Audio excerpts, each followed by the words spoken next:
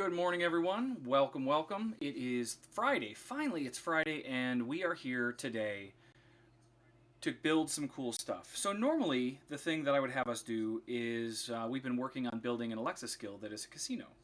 And I have some audio that won't stop here, so I need to... Yeah, we'll just do this.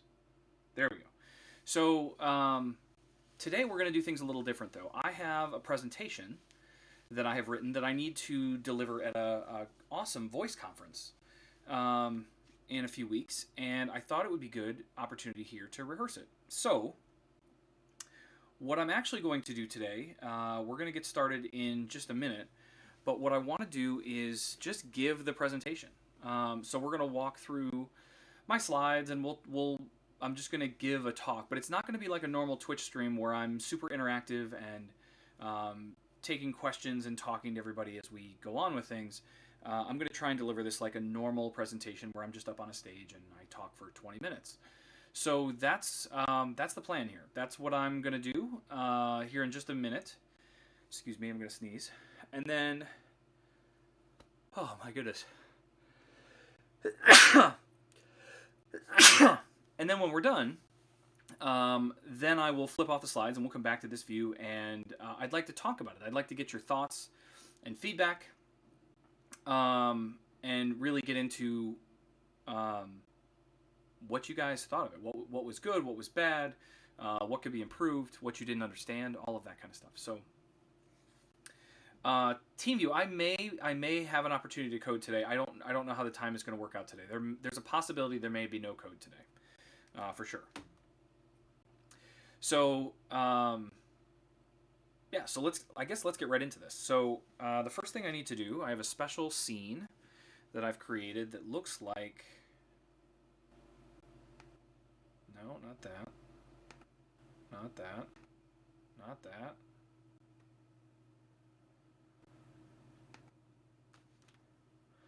I thought it was this, but that's not doing what I want. So let's see.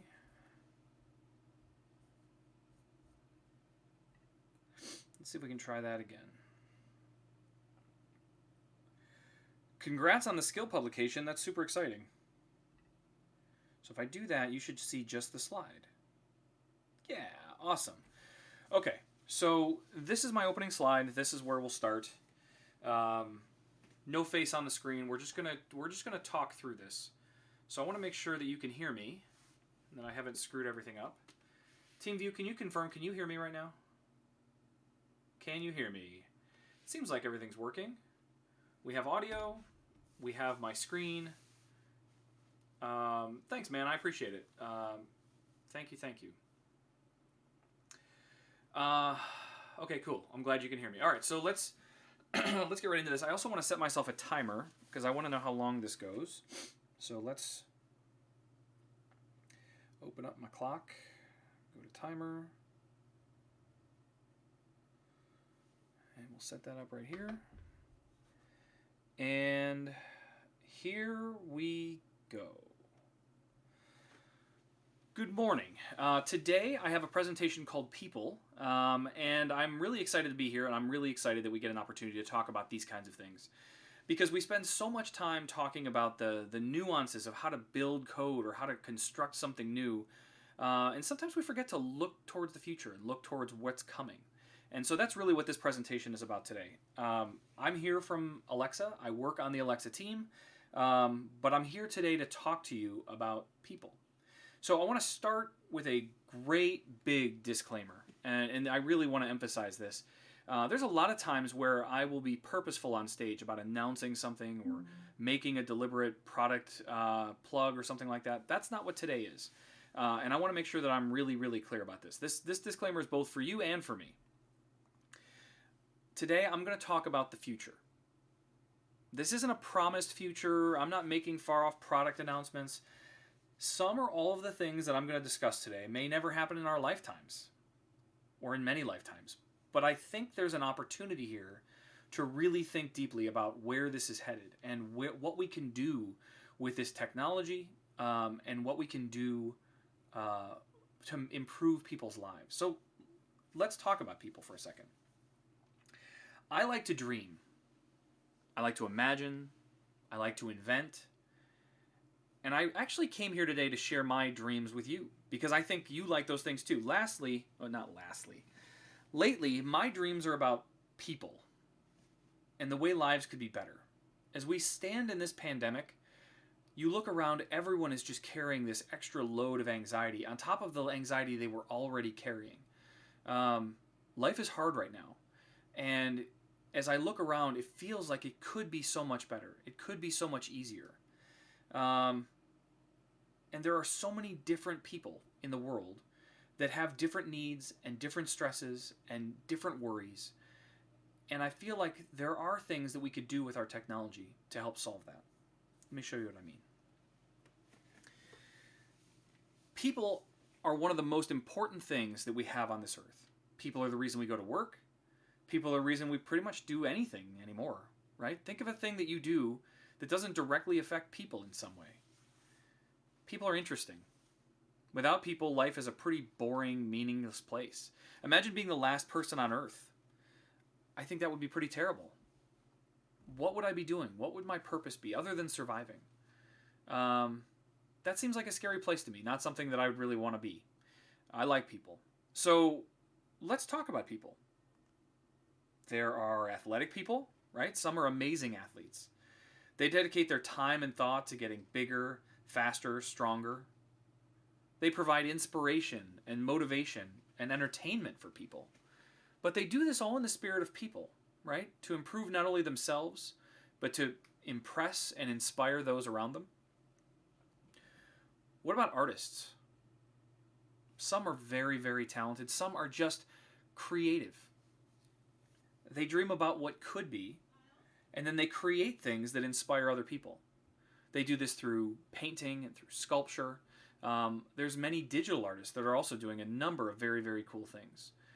But they do this because of people. What about doctors? These are top of mind these days. Doctors and medical professionals and researchers are all out there solving incredibly difficult problems for other people. Their work is incredibly dedicated to the idea that they want to help other people, right? And then there's people like us, programmers. We're creating the next generation of software and skills and user interfaces to make life easy for other people. I'm one of those people, and I absolutely love this stuff. There are so many people, right?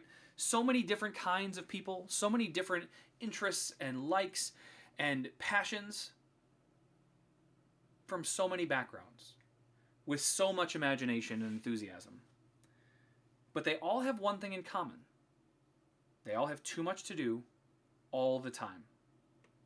It's that too much to do that gets in the way of executing on all of that imagination and passion and inspiration that we have. And then there's you. I wanted to put a mirror here, but it turns out that doesn't work very well across the internet. You are the most important person in your story. You're always worried about what's going on with you and if you're okay. Your person, you are number one to you. And it makes sense. That's how it should be. You have your own dreams and aspirations. You have tasks to be completed. You find yourself thinking about what could be or what will be. You spend lots and lots of your time thinking, worrying, dreaming. Sometimes those thoughts are really productive, right? I think I have a great idea. I'm building this awesome casino that's a chatbot and an Alexa skill. This feels like a really great idea, and I think it could be really fun for a lot of people. What about a thought like, I can't wait to see my friends on Friday? Man, that does sound pretty good. I actually had some friends over last night. We were able to watch a football game together. We sat outside in the garage, and I had a TV out there. But we were able to get together and joke around and talk and share ideas and thoughts. It was awesome. But then we have bigger thoughts, too, like, when are we sending humans to Mars? When is that happening? What will that be like? What would it be like to be someone that is on a space shuttle for over a year to be able to get to something like Mars? These are big questions and things that are really productive and fun and enjoyable. No one would want to take away those kinds of thoughts. But what if we flip that a little bit? What if those thoughts look like this instead? Sometimes they can completely derail your day. How am I going to get this all done? I think I need to see my doctor. When was my last physical? Is there something wrong with me? Are my kids doing okay in school? I hope they are. I think they are. Is my boss happy with my work? Do I have enough money to make it to the end of the month? Those kinds of questions, those start to build and compound on top of each other. And it's scary. It's really scary. This is where I'm going to ask you to use your imagination. This is where that big, giant disclaimer I had at the beginning starts to fall in. I want you to take several leaps beyond where most consider voice to be today. I want to have a personal AI companion that can anticipate my needs, give me the information I need at the exact right moment, and make it significantly easier to focus on what's important. But to do this requires trust. Let's talk about trust for a second. Imagine standing in this field this morning. Everything is covered in a thin coat of dew, making the bright sunrise create rainbow pinpoints on every stalk of grass.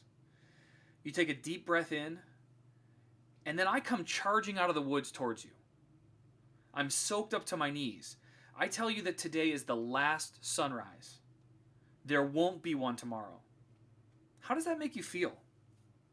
Do you believe me? Would you believe me? If I came running at you and said, today's the last sunrise, you better enjoy it, there won't be another one. I think almost certainly not. You would not believe me. There's almost nothing that would convince you the sun isn't going to rise tomorrow. You have too much historical evidence, and you have too much experience that tells you it will rise exactly like it did this morning. This is how we have to have our personal AI feel to us. Trusted, reliable. It would be unconscionable to suggest that it would fail you.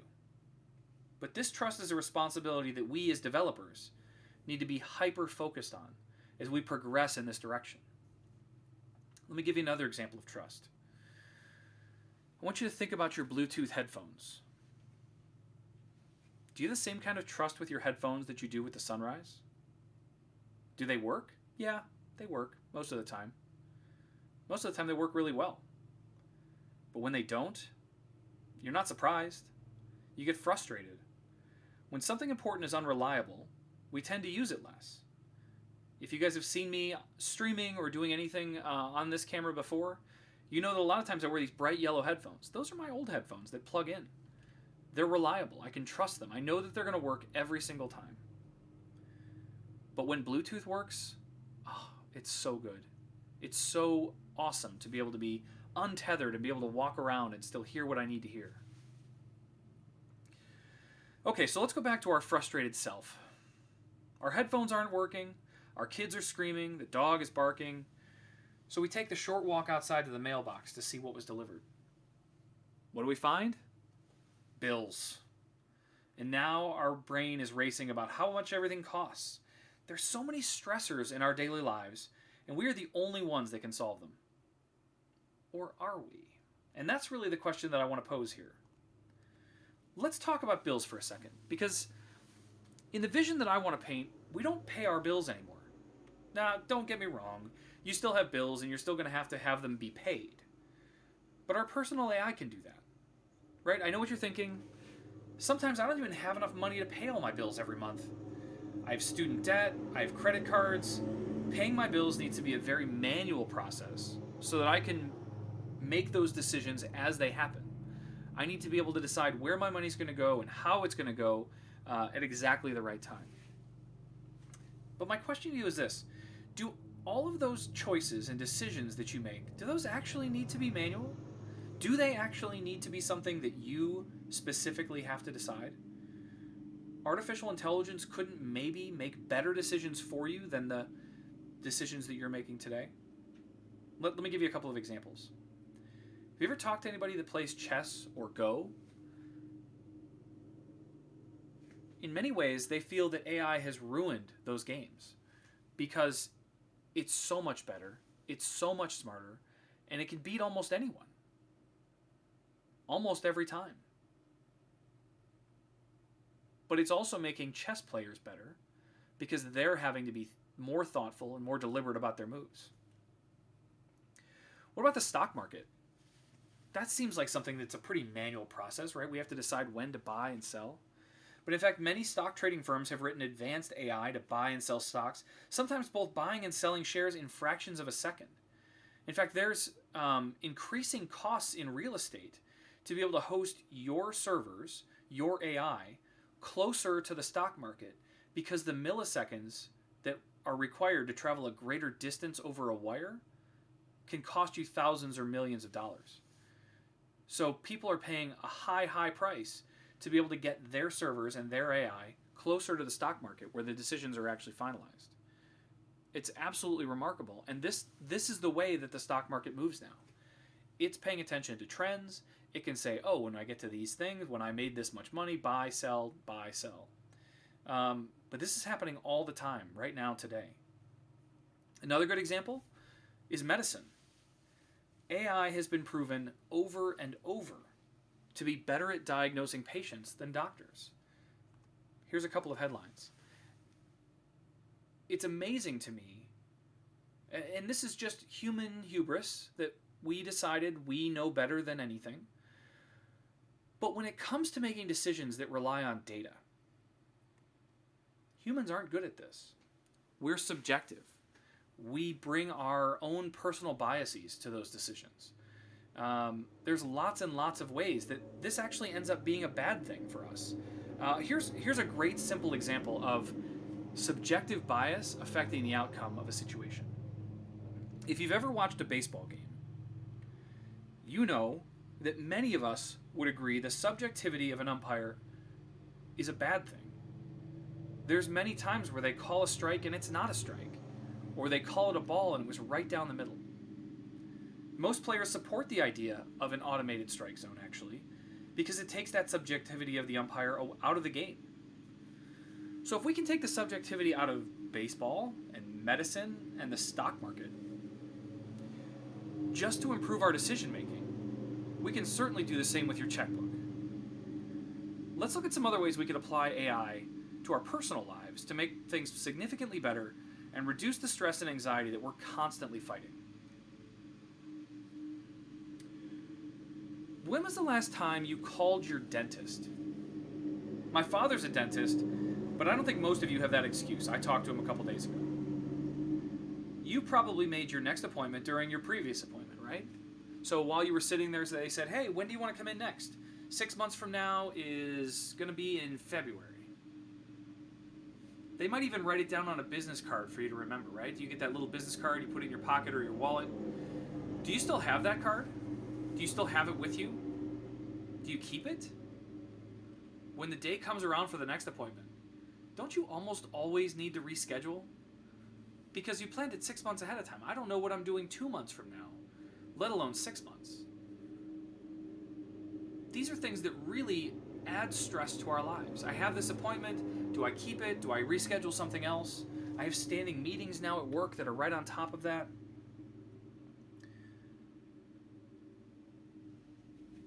So let's think about rescheduling. What does that involve? Well, I have to call them, right? I have to call my dentist's office and I have to say, hey, I'd like to reschedule my appointment. It's on February 7th.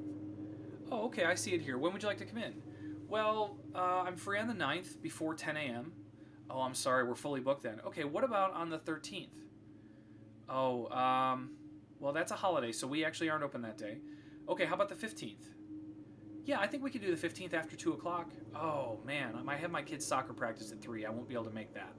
And you do this back and forth. You have to do all of this stuff manually comparing your calendar to their calendar.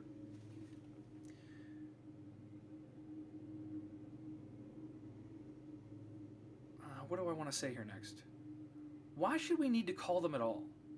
Why should we need to call our dentist to make an appointment? Why should we even need to think about this? Why shouldn't it just be, oh, I have a dentist appointment today, and it's at a time that's convenient for me. Wow, that's great. So let's think back to this super helpful AI companion that I've been describing. They can look at our calendar, see when our last dentist appointment was, right? And they should be able to calculate 6 months into the future for that. They could potentially also talk to our dental insurance, right? To make sure that we're still covered and that we have the way to go do all of this for us, so that we know exactly when is an appropriate time to get our next dentist appointment. What if it could also talk to our dentist's scheduling system, so that the calendar that they have and the calendar that I have can be automatically compared and referenced against each other, including the dental insurance requirements, to make sure that I'm getting an appointment at exactly the right time. It seems like all that would be possible today with any software. So, with an AI companion, is what I'm kind of referring it to, instead of having to call your dentist and make sure you've waited 6 months and compare calendars, your AI can just schedule and plan your appointment for you at a time that makes sense. This isn't just about a personal assistant. This is about someone that is managing and handling your life for you so that you can focus on better things. Here's another good example. What's your social life like these days? Do you do a good job of connecting with your closest friends? There's a thing that my mom always used to say to me that just consistently sticks with me, and that's, if you don't call, you won't have anything to do. Because nobody calls. I'll bet many of you are sitting home right now thinking, man, I wish my friends would call me. I'd love to get together with them. Call them. Go out. Make the phone call. Send the text and say, hey, let's get together. Let's do a picnic on Saturday just to catch up. It's so refreshing to receive that from someone else. Make that day for somebody else. But why do we have to do this ourselves? Right? Couldn't I have some AI that says, hey, you know what? You haven't seen Brian in a while. I should see if he's available. Let's see if we can get you guys together. What if it could plan the entire get-together? Hey, we're going to meet at the beach at 8 o'clock. These 7 people will be there. It's going to be awesome. I know COVID makes this a little weird with the idea of just getting together with people, but you get the idea, right? The idea is that we could have computing helping us make our lives better. Here's another good example I just went through. Refinancing. This is a big decision, refinancing your house or getting a mortgage or buying a house. Would you say that you're paying close attention to mortgage rates on a daily basis or an hourly basis? Your personal AI companion certainly could be, right? And if it can find a way to give you back $50 or even $500 a month, wouldn't you want that to happen automatically? I think about all the work that I had to go through to refinance something. It was a bunch of documents that I had to fill out with a bunch of personal information that's available in other situations. Stuff that if I was given, if I gave AI access to, it would be able to access and produce the documents for me. In addition to that, I had to sit for almost an hour and sign a bunch of files. I'm not suggesting that we would have some computer sign things for us or give authorization on our behalf, but it could make it a lot easier. The number of files that I had to pile through and find signature lines and make sure that I was doing it appropriately. Being able to use some computer vision along with some AI and machine learning to make sure that I'm actually filling out the documents properly and that they're not going to get kicked back to me. These are all really big opportunities. Okay. Now I want you to think about that world I've described. A world where AI is taking a lot of the heavy lifting off of your shoulders. It's a world where we don't have to worry about the minutia, where we don't have to trade 6 emails to determine the time to have a phone call, where we didn't need to drive across town only to find out that the store is sold out of your favorite cookies, where life happens when and where it should without you needing to plan and execute every last bit of it. This is the promise of voice today. But voice today also requires me to be able to talk to a device. In many cases, I don't want to talk to a device. Here's a great example. I have these really nice bright lights that are sitting here in front of me. I have a ring light over by my desk for when I'm sitting on conference calls. I want sensors that can detect that I'm sitting there to turn the light on. I don't want to have to tell the specific device to do the thing.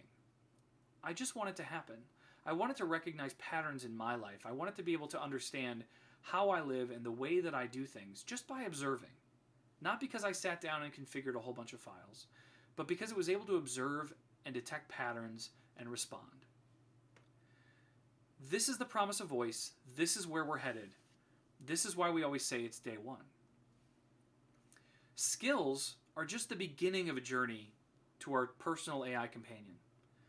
Yes, there will always be room for bad jokes and random facts and rock, paper, scissors games, but the ability to assemble and grow our own personal AI is our future, and I'm really looking forward to it. Living in a highly connected world with AI saving us the time and hassle of the mundane is a world I want today. I want the freedom to focus on invention and creation of amazing things, and I think we're on the right path. Thank you for having me today. I'm really looking forward to the rest of this event. My name is Jeff Blankenberg. You can find me literally anywhere you'd like with that name, and I do mean literally everywhere. My Twitter DMs are all read and answered. I can't always say the same for my inbox. So if you have questions, if you want to reach out, please do. Please find me in the places that you spend time. And if you want to know more about getting started with voice, head over here, alexa.design/start. This will set you off on a course to building... Sorry, I don't know that one. This will set you off on a course to building your first skills, to understanding how this stuff works, and how you can really change the world. Thank you.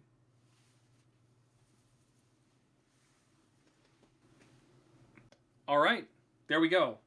That was my 20-minute presentation that was actually 23 minutes. That's pretty good timing. I'll take it. I talked a little slow at times. I made a couple mistakes. Gold Zulu, what did you think, man? Any thoughts, comments, concerns, ideas? Any feedback you guys have would be highly valuable. I plan on making a recording of this later today, and I found a couple of tweaks that I want to make while I'm in there, but in general, I feel like I've got a pretty good story to tell. I just would love to know what your takeaway is from something like that. Oh, you came in halfway. Okay. Well, there are 9 viewers, so for those of you that tuned in, jump in the chat. Let me know. I'd love your feedback.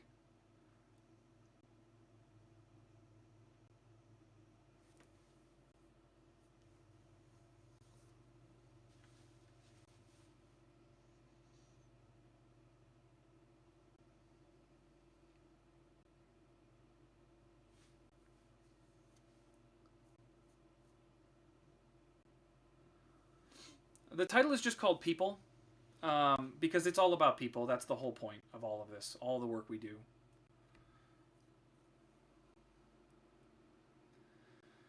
Oh, Archon, you'll love my presentations then. I don't do words on slides. That's not my thing.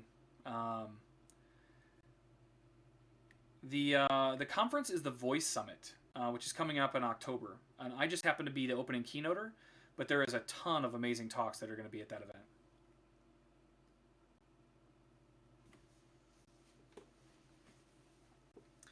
Yeah, Archon, I am a storyteller. I think maybe for the foreseeable future, I have probably 8 talks that I've written over the years that I really enjoy giving, and I think maybe we'll make presentation Fridays for a little while, and I'll share some of these stories with you and some of my thoughts and visions on the future and technology and even just like managing life. I have one called "You Have Too Much Time." That's entirely a talk about how you have actually too much time, and because of it, we end up wasting most of it. So I'll try to see what I can. I think maybe that's what we'll do on Friday mornings. Is I'll just pick a talk and we'll give the talk, and then I'll get into coding or doing whatever. But we'll do that kind of stuff because I really like telling these kinds of stories and putting them together. But I'm always curious to know what people like about this stuff. So. Thank you, Artron. Thank you, Gold Zulu. Trade Last, thank you for the feedback. So I'm going to drop 2. I have a busy day today of wrapping things up before the weekend, but I have the key thing that I have to do is get a recording of this presentation, and I think that was actually a pretty good job. I may actually chop some of the stuff out of that, but Anyway, thank you guys all for tuning in. It is absolutely my pleasure that I have people that want to tune in and hear anything about what I'm saying. So, with that, we will see you on Monday bright and early. And thank you guys all so much. Have a great weekend.